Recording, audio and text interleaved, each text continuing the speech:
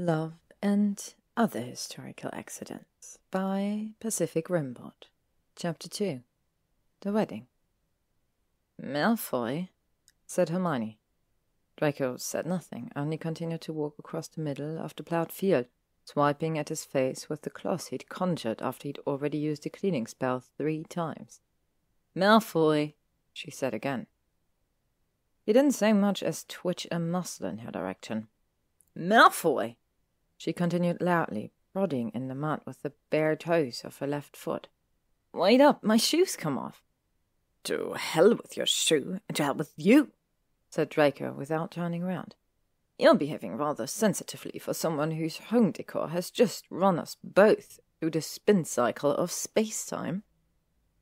She pointed her wand in the area where she believed her shoe had been absorbed by the mud.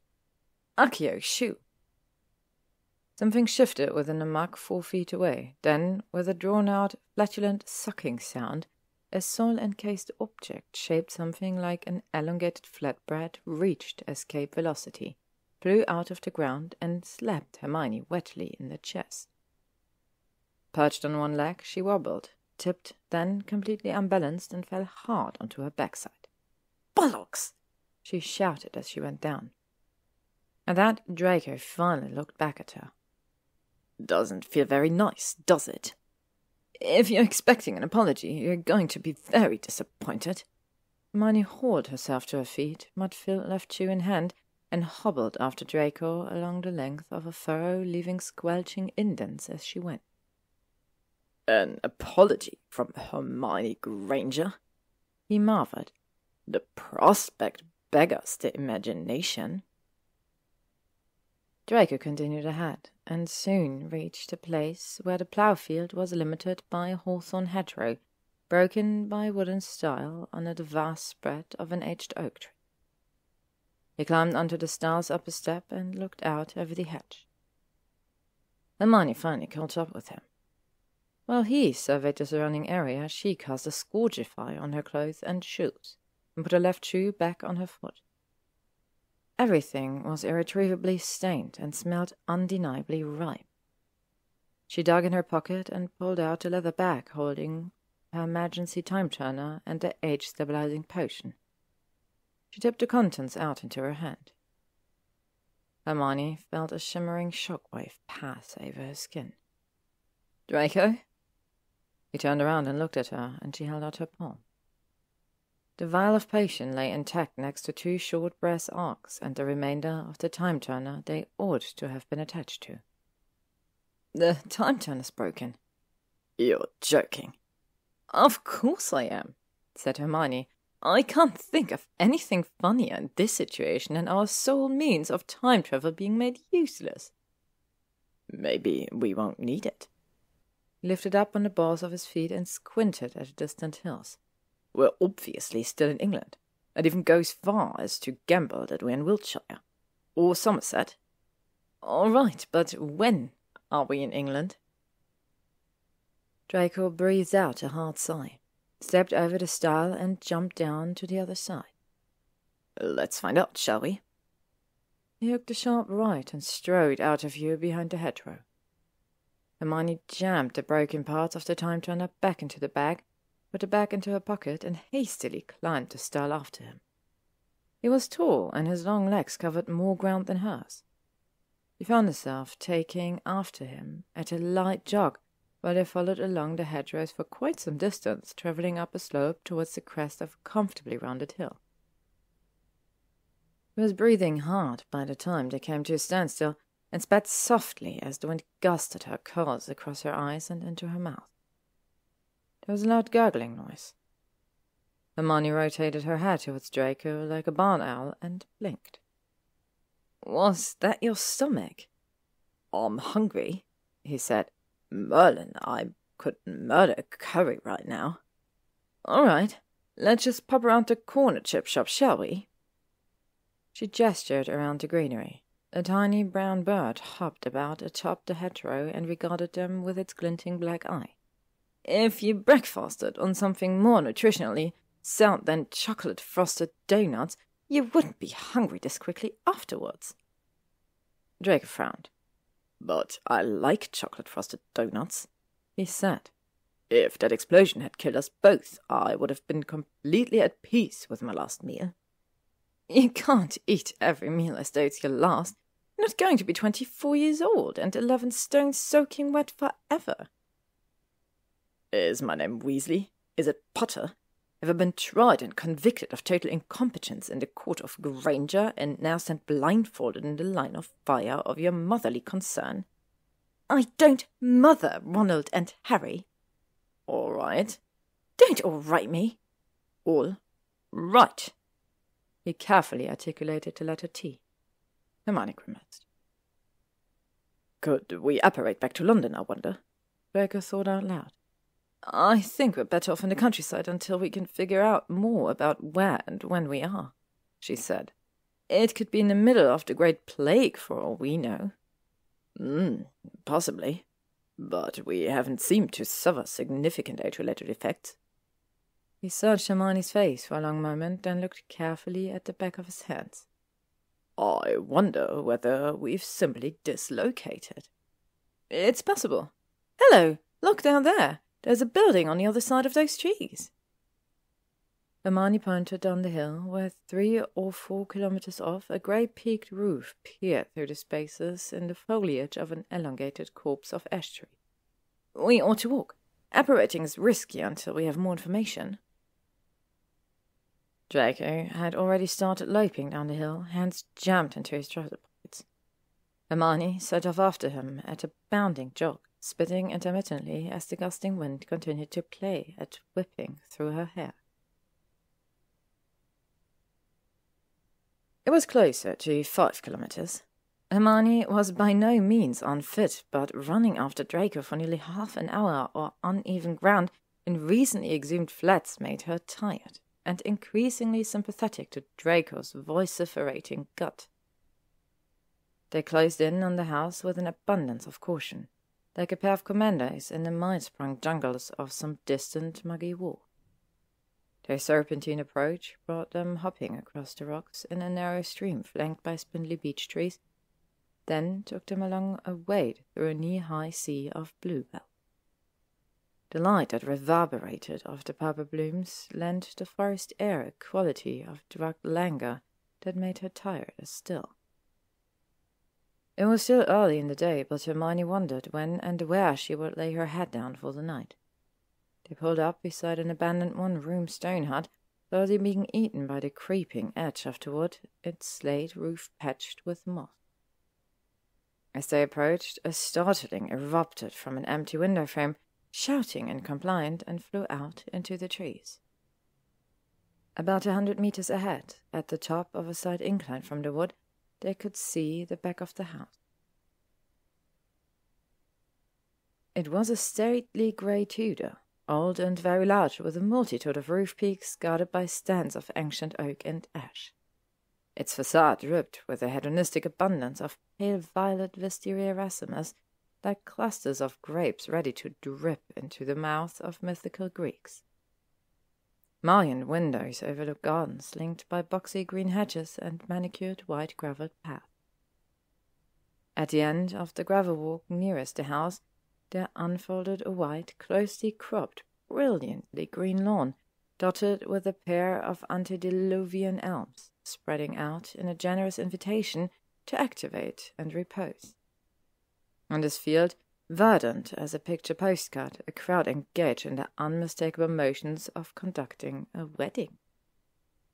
There was a gazebo stark with white, fresh paint, and conspicuously new against the weathered maturity of the house and its back. Its posts and roof line were heavily armoured with dense flower garlands and shades of pink and purple. A large crowd gathered on the lawn, mingling in 3s and 4s. A particularly loud laugh cut all the way across the grounds and reached Draco and Hermione among the trees. "Early 1800s, said Hermione without looking at Draco. Are you disputing me? Draco grimaced. I said, I'm not sure how you interpret that as a dispute. I've read about this. Of course you have. Look at them. Hermione pointed at the crowd. "Their clothes are much simpler than they were in previous years, plainer fabrics for your adornments. Their class peers in France had lost their heads, and it seemed wise to dial back a bit on the show. For some reason they wanted to emulate classical Greeks, which is what the Empire weights and skirts are about. I'll have to look that part up when we get back." "Make sure that you do." Hermione pressed on. "There was an increased interest in hygiene in this period, and lighter fabrics made more frequent clothes washing easier. There were issues with sheerness, apparently. Their hair is up and decorated with ribbons, the Greek influence again. I'd say the regency of Prince George, or just prior to." She squinted. "And judging from the number of people wearing robes over the lot, and what I think is a house elf wearing a formal dish towel, this is a magical household." Draco sighed. "All right," he said. 10 points to Gryffindor. I accept your 18th something or other based on sartorial evidence, and I'll do you one better. We're firmly in Wiltshire, and this," he pointed at the manor, "is the Longbottom estate, Bugbondley Hall. Malfoy Manor is almost exactly 6.5 kilometers. He spun and pointed in a line heading diagonally away from the house. "In that direction." "Oh!" Hermione stood up taller with excitement. "That's fascinating. I had no idea there was a Longbottom estate. I thought Neville grew up in a semi-detached in Kensal Rise." "He did. I believe there's a chronically indisposed great-uncle sitting in his place back in 2004. "Astonishing. I wonder who will inherit it. I can't imagine the upkeep on an estate like this is affordable these days. Those days, I mean. Our days." "Magic helps enormously. As long as you're keeping on top of repair and maintenance spells, waterproofing and energy loss incantations, you're saving on the lion's share of the expenses there. But you still need a rather sizable vault and a solid investment portfolio," said Draco. "Completely remodeling the entire house and clearing out the stink of dark—" He cut himself up, glancing down at her arm. The wounds Bellatrix Lestrange gave her had healed into a series of truncated, abstract silver-white lines. Hermione had done her best, but hadn't been able to completely remove them by magical or muggle means. "It was necessary," he continued, "but it wasn't cheap. Not that it ought to have been."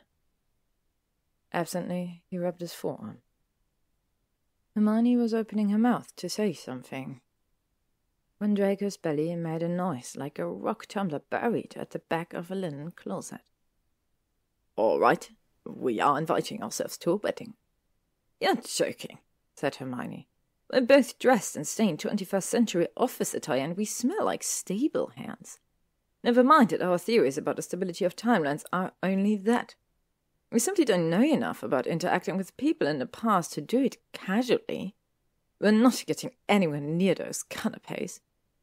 "But I want them." He sounded remarkably like a very tall 5-year-old whose voice had dropped to a low tenor. "And if you'll recall, I'm a spoiled child. If I know how to do anything, it's get whatever I want, wherever I want it. And I'm right, I'm sure of it, that we'd have to at minimum murder someone to really cock things up, and this doesn't seem like that sort of wedding." "We could apparate to London, go to the ministry, explain our circumstances, or perhaps even better, to Mettleworth College at Oxford and appeal to the aid of one of the dons there," said Hermione. "Someone is doing work in time. In this period, we can get help, get a time-turner repaired, or even get a new one." There's rather a lot to consider there, but now, lunch." "You can't possibly be serious," said Hermione. Before she finished her sentence, he had apparated away. He was gone for something like 20 minutes, if the count Hermione kept in her agitated head was anywhere close to accuracy. When he apparated back, he was holding a massive armload of clothes. "Oh, for Merlin's sake, where did you get those? Have you stolen them?" "I found them in my own home, thank you very much." Hermione stared at him in disbelief. "Don't look at me like that. I was hopeful that the wards on the manor would accept me as a Malfoy," he said. As it turns out, I was able to walk right in. Good God! What if the current family had seen you? I'm happy to report my house is currently occupied by a middle-aged dowager and her spinster daughter. If you think I survived my adolescence living with a pack of escaped convicts and a venomous snake the length of a tour bus and didn't learn how to sneak around my own home without getting caught, you don't understand me in the slightest. He sniffed, avoiding the notice of two women embroidering while discussing this morning's rain showers and a handful of house airs doing the washing up was something a determined toddler would have been able to manage. And you used that skill to steal women's clothes, Hermione observed flatly. And women's underclothes. Yes, of course. She looked at the bundle in his arms. There were men things? In one of the guest bedrooms, yes. I'll need to transfigure them slightly, depending on how up to the minute my great time 6 grandfather's fashion sensibility was before he died. But here, put this on, and let's go see if there's a salmon pâté. He handed her a bundle of fabric, some in dark bruise-colored purple and some in white linen, and began to take off his jacket. Hermione looked away. Fine, have it your way, she said, but only because I'm capable of admitting that the experiment we ran with the tinned pages do seem to support a stable time loop hypothesis. But I draw the line at changing in the middle of the woods in front of you. I'll be in that hut. Draco rolled his eyes and continued stripping off as she made her way inside the abandoned stone house. It smelled of dank moss and leaf mold inside, and the air was several degrees cooler than the surrounding woods. Hermione looked through the tangle of fabric and determined that there was a long-skirted dress and a variety of underthings packed together in a bundle. She removed her shirt, then her trousers, leaving on her bra and knickers, and pulled apart a tumble of undergarments. There was a pair of long stockings, a white chemise, what appeared to be a petticoat, and finally, stays. She had the stays out in front of herself and stared. It was short, made from soft material, and it laced up the back. It had substantial shoulder straps, and in the front was stiffened down the middle from the neckline to the hem by a single white strip of bone. She had no idea what to do with it. She slipped the stockings on first. They came up to the middle of her thighs and drooped like elephant skin at the top, which Hermione supposed must have been the norm. Next, she pulled the stays on over her head. It drooped morosely at the bottom. It appeared that the Malfoy spinster was a woman with an overflowing cornucopia. Pulled a chemise over her head and considered the way it clung awkwardly to the Himalayan topography of the sunken stays. It wouldn't do. She removed the chemise and then removed the stays, then pulled the chemise over her head, then put the stays on over the top of that. It was still a baggy mess, but a more lightly one. A new problem presented itself. The straps of her bra were hidden, but the tops of the cups soared over the bust line of both the chemise and the stays. Merlin, he muttered, considering the high watermark of the neckline. It's a wonder that he didn't grab me a set of sequined pasties. She unhooked her bra through the layers of fabric. First, she put one strap through the chemise's sleeve and down over her arm. Then she repeated the procedure on the other side. Finally, she yanked the entire bra through the chemise left armhole and tossed it on the pile of her discarded 21st century clothes. Looked better, but everything was still startlingly capacious at the bust. She grabbed her wand and did a quick shrinking spell over the garment, did her best to pull the string at the back taut. She quickly realized she was going to need another set of hands. "Malfoy," she called out, "I need help with the strings." There was a beat of silence. "The string?" he repeated from the outside of the hut. "Yes, the blasted string. Get in here and yank on it for me." He walked to the door and turned around. With her back to the woods, she heard his approach. He paused, and Hermione heard him sigh. "What's the problem?" she asked. A gusting breeze brushed the exposed expanse of her back and made her shudder. He said nothing. Finally, he moved, and her frame jerked lightly as he tugged the laces, snugging her stays to her chest and ribs. That was better. It still wasn't a perfect fit, but it would do. Critically, her bust line no longer looked like a deflated football. In fact, as Draco drew the laces tight, the stiff boning up the middle seemed to jam itself between her breasts and shift them up and apart. By the time he was done, they puffed over the chemise's neckline like two round, gleaming baked Chinese barbecue pork buns. The sort Draco sometimes picked up for lunch and ate while leaning over the potential graph ball, which made Hermione shout at him. "What do I do with the end of it?" Draco asked. "The string. Give it a good knot, I suppose." He did. "Anything else?" "No, thank you. I'm all sorted." "All right." "Thank you." She listened as he walked away, then pulled the petticoat over her head and tied its waist strings herself. It was a bit too long, but not so much that it would drag terribly. Finally, she slipped on the aubergine dress. Like everything else, it was baggy at the bust and ribs. A bit of wandwork brought it more or less into line, though it was no more effective than the underthings at covering the baked goods. She was about to join Draco outside when she remembered about her hair. She spelled a patch of wool into a mirror-like shine, and used every binding and braiding spell she'd learned in the girls' dormitories at Hogwarts to pull her curls into a forcibly contained updo, wrapped with two braids she'd have been proud to show off to Fleur Weasley.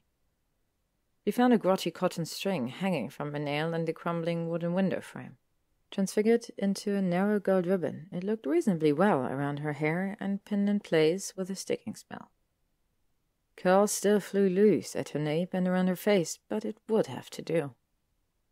The shoes were inappropriate to the period, but she didn't know enough about what they ought to look like to alter them.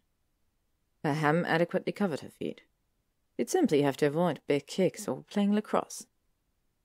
She gathered her work clothes and bra into a bundle, vanished all, slipped on her shoes, and went outside to find Draco. "How did you make out?" he asked, rounding the corner. She pulled up short. He was fussing with the ends of a narrow white cloth that wrapped several times around his neck and stopped when she came into view. "How do you look like that?" She gestured at him. "And I look like a village bakery window at Christmas." His tight, off-white trousers put the muscles he kept honed in the ultra-competitive inter-office Quidditch League on display, and his softly shining black boots came up to his knees. There was a fussy-looking shirt arrangement with a high neck that Hermione was impressed he'd managed to figure out without any help.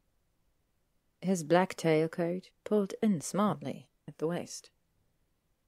As always, his hair flopped dashingly. It was all but guaranteed that every one of the loudly laughing aunts at the wedding would refer to him as a fine figure of a man. "All right, then," she said. "Are you ready?" "Yes, I am. You look." He paused, squinted, and drew in a deliberate breath. "Prepared, Granger?" "Oh." She wondered at her disappointment. "Thank you, I suppose. Shall we?" "All right." Quietly, he cleared his throat. Thank you for listening to this part of Love and Other Historical Accidents by PacificRimbaud. If you would like to stay up to date on upcoming chapters and stories, you can follow me on YouTube, Spotify, or AO3.